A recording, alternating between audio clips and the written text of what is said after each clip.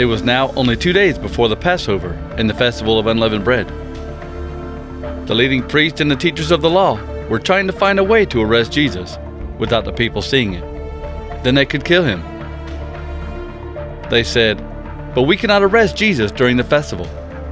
We don't want the people to be angry and cause a riot." After Jesus finished saying all these things, he said to his followers, "You know that the day after tomorrow is Passover.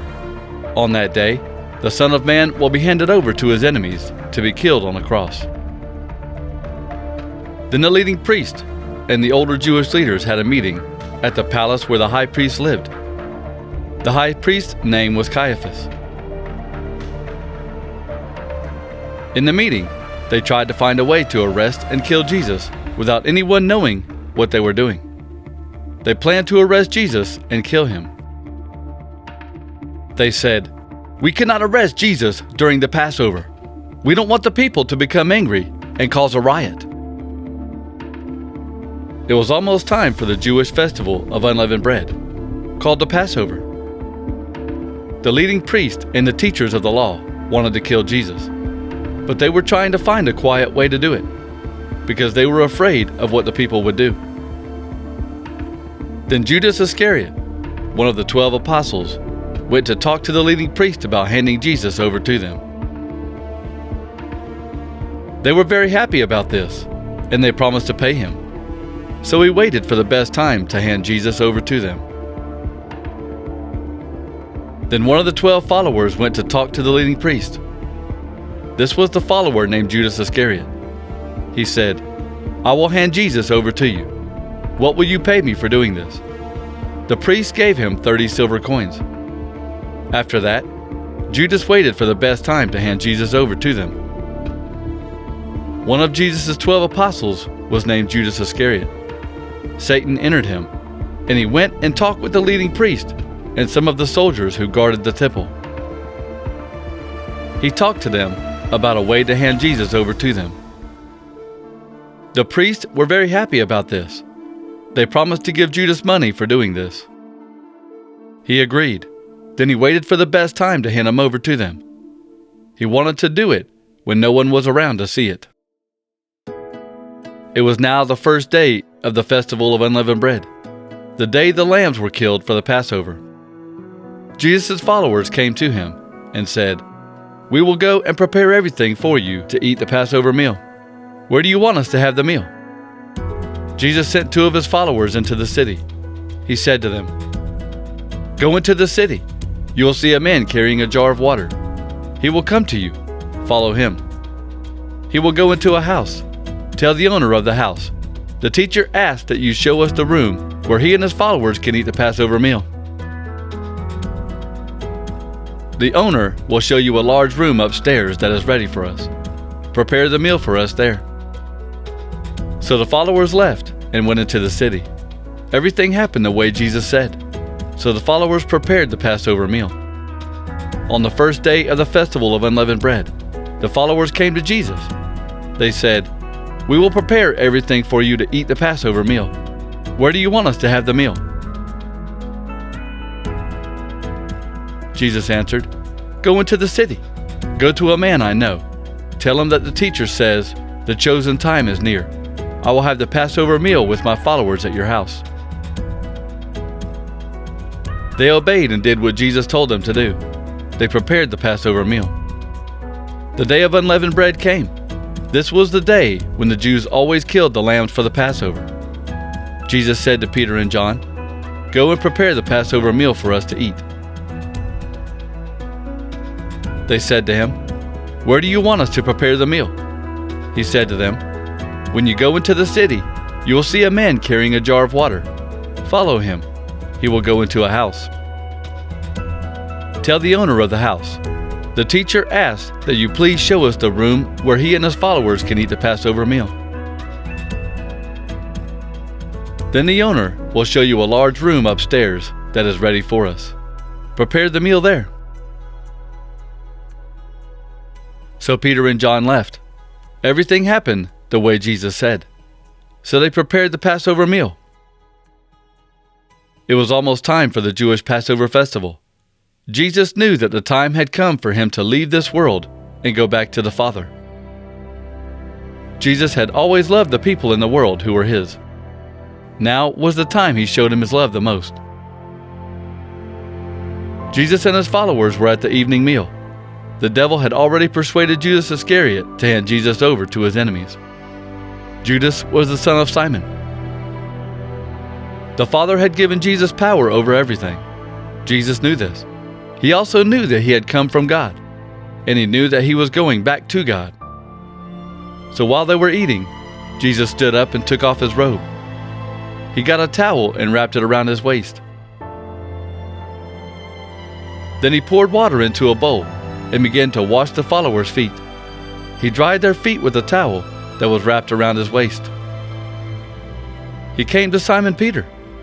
But Peter said to him, "Lord, you should not wash my feet." Jesus answered, "You don't know what I am doing now, but later you will understand." Peter said, "No, you will never wash my feet." Jesus answered, "If I don't wash your feet, you are not one of my people." Simon Peter said, "Lord, after you wash my feet, wash my hands and my head too." Jesus said, "After a person has a bath, his whole body is clean. He needs only to wash his feet. And you are clean, but not all of you." Jesus knew who would hand him over to his enemies. That is why he said, "Not all of you are clean." When Jesus finished washing their feet, he put on his clothes and went back to the table. He asked, "Do you understand what I did for you? You call me teacher, and you call me Lord. And this is right, because that is what I am. I am your Lord and teacher, but I washed your feet, so you also should wash each other's feet. I did this as an example for you, so you should serve each other just as I served you. Believe me, servants are not greater than their master. Those who are sent to do something are not greater than the one who sent them. If you know these things, great blessings will be yours if you do them." In the evening, Jesus went to that house with the 12 apostles. While they were all at the table eating, he said, "Believe me when I say that one of you will hand me over to my enemies. One of you eating with me now." The followers were very sad to hear this. Each one said to Jesus, "Surely I am not the one." Jesus answered, "It is one of you 12, the one who is dipping his bread in the same bowl with me. The Son of Man will suffer what the Scriptures say will happen to him. But it will be very bad for the one who hands over the Son of Man to be killed. It would be better for him if he had never been born." While they were eating, Jesus took some bread and thanked God for it. He broke off some pieces, gave them to his followers, and said, "Take and eat this bread. It is my body." Then he took a cup of wine, thanked God for it, and gave it to them. They all drank from the cup. Then he said, "This wine is my blood, which will be poured out for many to begin the new agreement from God to his people.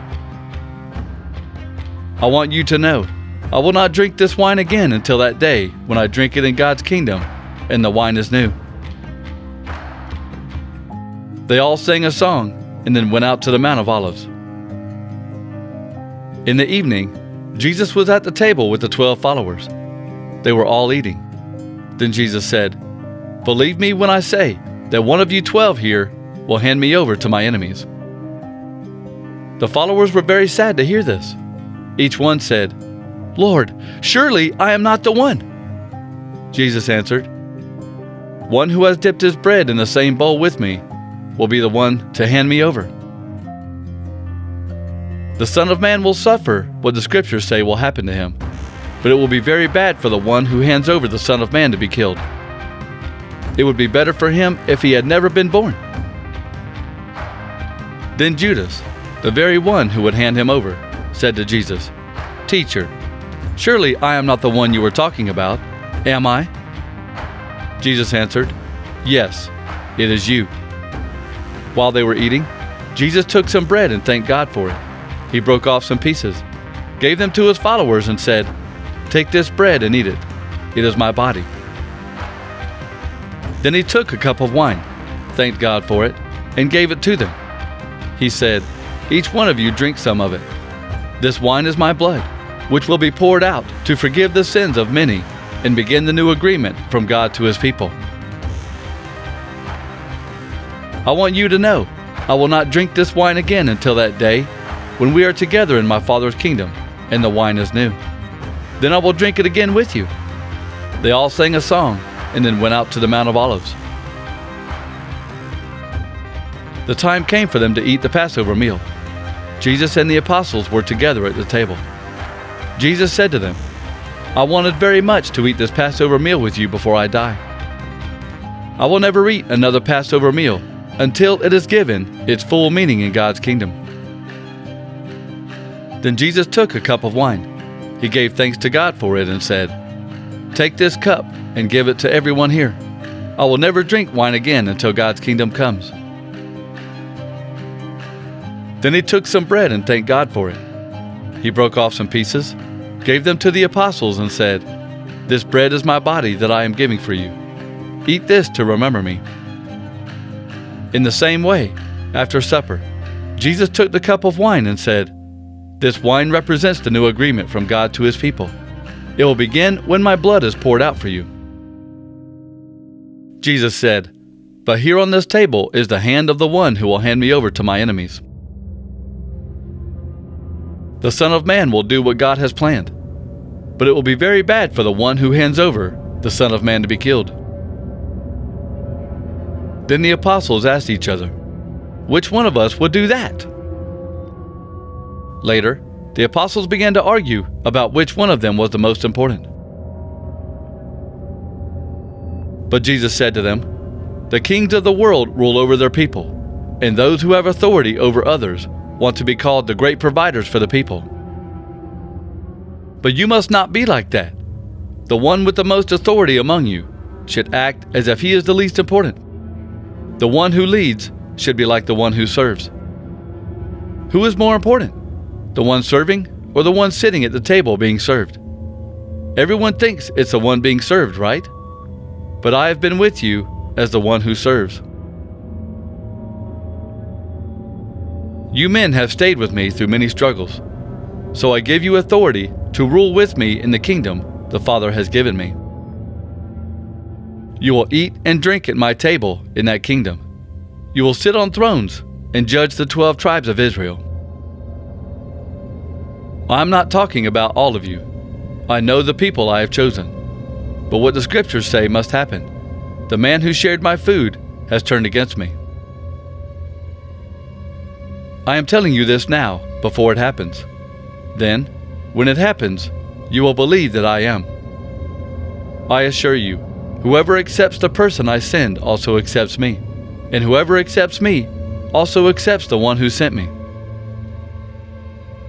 After Jesus said these things, he felt very troubled. He said openly, "Believe me when I say that one of you will hand me over to my enemies." His followers all looked at each other. They did not understand who Jesus was talking about. One of the followers was next to Jesus and was leaning close to him. This was the one Jesus loved very much. Simon Peter made signs to this follower to ask Jesus who he was talking about. That follower leaned closer to Jesus and asked, "Lord, who is it?" Jesus answered him, "I will dip this bread into the dish. The man I give it to is the one." So Jesus took a piece of bread, dipped it, and gave it to Judas Iscariot, the son of Simon. When Judas took the bread, Satan entered him. Jesus said to Judas, "What you will do it quickly." No one at the table understood why Jesus said this to Judas. Since Judas was the one in charge of the money, some of them thought that Jesus meant for him to go and buy some things they needed for the feast. Or they thought that Jesus wanted him to go give something to the poor. Judas ate the bread Jesus gave him. Then he immediately went out. It was night.